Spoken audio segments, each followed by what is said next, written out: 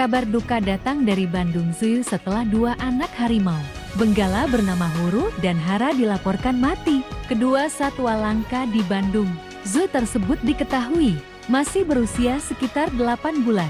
Peristiwa matinya harimau benggala di Bandung Zoo itu pun viral di media sosial dan memicu keprihatinan publik.